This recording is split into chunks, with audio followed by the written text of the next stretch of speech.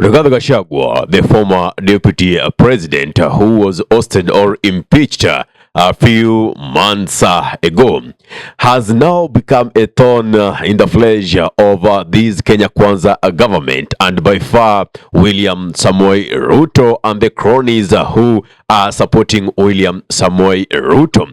Gachagua has become a monster that we did predict will be giving Ruto's regime a sleepless night. Yesterday, Rigathi Gachagua was addressing the media in his Nyeri Wamunyoro home. And Gachagua gave accounts of so many details that it will be safe with him inside the government, and that it is with him outside the government. Now, I'm just giving a brief summary because I'm not going to play the video. If you want to watch the video, at least I need a summary of it in this video link up here, or this link up here. You will click that link and get to listen for yourself how Rigathi Gachagua was deconstructing William Samoei Ruto. For a long time, William Samoei Ruto was considering Gachagua as a tribal person. Yet Gachagua's response is that better him. He was speaking about the mountain, speaking about his people, but he never actualized it in terms of appointments to make sure that it is only the people from the mountain who hold key positions or in government or even in parastatals. And he gave a counter by saying, take a look in the CEOs of these parastatals. All of them are from one ethnic community or ethnic group, that is the president's ethnic group. Therefore, if there is any person who should be considered as a tribal person, is the president himself, William Samoei Ruto. He also talked about the claim by the president that he actually was demanding for 10 billion shillings for him to resign. And his response was, now, blogger Itumbi is saying that Rigathi Gachagua was demanding 6 million. Kimani Ichung'wah is saying that Rigathi Gachagua was demanding 8 billion, and the president himself is saying Rigathi Gachagua was demanding 10 billion. He says, at least would they sit down and agree to a particular figure? And also, he was told that when he responded by saying that before he was impeached, he was offered 2 billion shillings. And the journalist told Gachagua, isn't it a counter statement that you're trying to give? And Rigathi reminded him, look, I'm not talking about this issue now. I talked about it way before, after I was ousted from office. I was offered, it is in public domain, I was offered 2 million. And there is senior in government, NIS, who was actually trying to contact Gachagua in this reference to take the 2 billion in order to resign. If you could remember, the president was saying that he had no hand in actually impeaching Gachagua, that several attempts were made by the members of parliament to impeach Rigathi Gachagua, and he, as the president, was calling these members of parliament in State House and telling them kindly don't go that route. So it reached a point whereby these members of parliament, these are accounts from President William Samoei Ruto, gave him options.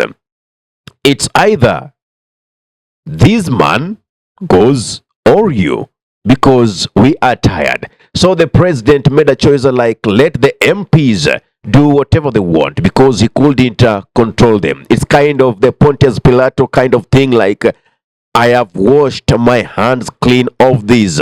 Do with him what you may, and what you deem is fit. But in one of the church services some few months ago, Gladys Boswale, out of consciousness or without knowing, did say Look, Mr. President, I am a loyal person to you. I am very loyal to you. That is why when you tell me to do something, I do it. You tell me to go right, I go right. You tell me to go left, I go left. You tell me to impeach Rigathi Gachagua, I impeach Rigathi Gachagua. So meaning these orders were coming directly from President William Samoei Ruto. Therefore, that demystify Ruto's thought that he never had a hand in Gachagua's impeachment. And at one point, Gachagua, even now in his yesterday interview with the media, he said that at one point he was having very serious discussions with the presidents with regards to the well-being of this nation. And to be very specific, they were talking about the house levy, whereby he was telling the president, this house levy, Kenyans far and wide have rejected it. Let us listen to the ground. Let us listen to the people.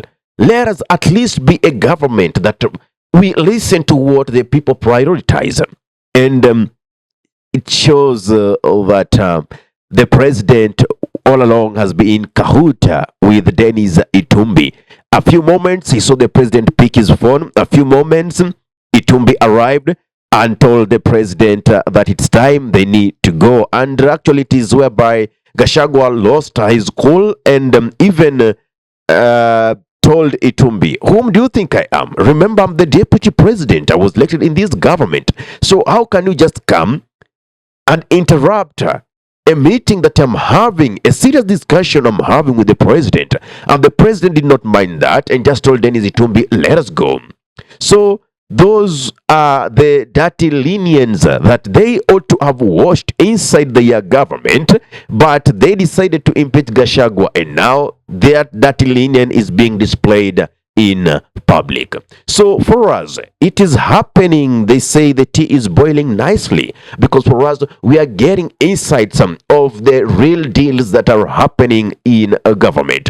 Gachagua even talked about the Russian manure that was given as a donation to Kenya. And he says that President Ruto himself gave his friend job to repackage this fertilizer and bought it as if it was procured by the government using government money, and now gave it as subsidiary to the farmers. And some of it is being sold. So those are the dirty things that are happening with this government. Actually, he says William Ruto is someone who will go into the cabinet, says that they are going to fight corruption. They don't want corruption. Every good thing as a citizen, you'll want to listen a president talk. Then, in the back of the office, one of the ministers is called, hey, come. There is that deal coming from in the airport, and this happened with the CS Justin Muturi. Yeah, there is money coming, go pick that, it will be certain billions, blah blah blah blah. You understand? So in the cameras and where the CSs are, he appears to be somebody who is trying to fight corruption, but in real sense, he is the person who's actually initiating corruption. He's the mastermind of corruption. Now, the most recently, we saw Moses Kuria actually, condemn what happened to Rigathi Gachagua in PCEA Church Kasarani when goons tried to attack him, but they were repelled by the security details of Rigathi Gachagua. Now, Moses Kuria says, kindly, do your wars, whatever you are doing them, but please don't take them to the house of God. Don't take them to the church. I'm sorry, my brother Gachagua. And this is happening after one of his assets are being auctioned because he is unable to pay. Now, the president demoted Moses Kuria and gave him the role of an advisor, from CS to advisor, whereby Rigathi Gachagua was likening it to like you divorce your wife, then you employ her as a house help. It is one of the greatest disrespect that one could have, saying that he was incompetent. And this term, the president has used it a lot. He's used it in Rigathi Gachagua. He's used it in the former CS, Justin Muturi, yet knowing very well it is him, the president, who is incompetent. Saying that Moses Kuria had a hand in minting monies in the previous docket he was in. If he did actually mint money, would he be unable to pay the asset that is now being auctioneered? Let us think. Two, if you have a hand in corruption and you are a president who's saying that you are fighting corruption, why couldn't we see these leaders being persecuted in the court of law and justice taking its course? It means there are so many dirty linens in this government. It is also good to note that Rigathi Gachagua also did say there are conversations, private conversations that they were holding with the president after several attempts to convince him to meet with him. Then he decides to meet with him, not in State House, not anywhere else, but in a safe house close to State House. He recorded those private conversations just as something he would use against Ruto should he tried to play dirty with him. So they actually washing their dirty linen in public. Something that they would have contained by making sure Gachagua is within the government rather than outside. And it is something that Ruto is actually noting so late when his popularity has already faded in the mountain region. Another thing that we need to query is about the funding of Raila Amolo Odinga AUC bid. We saw him traveling to various African nations, talking to prime ministers and presidents of these nations. Up to date, nobody has kept check and balances on where those funds were coming from. And these amidst a loss of 1.3 trillion within 7 months in the treasury, whereby the Auditor General gave these dossier. So there are more than meets the eye in this government. What is your take? What is your thought on this? Give us that in the comment section. If you're watching from our YouTube channel, kindly subscribe and press the notification buttons. Anytime that we are live or we upload content of this nature, you'll be the very first person to be notified. Ahmed Khalif is my name for the unscripted talks here in DURB Radio. Assalamu alaikum warahmatullahi wabarakatuhu. Kwa timba kali za Afrika, DURB Radio ndio mpango mzima.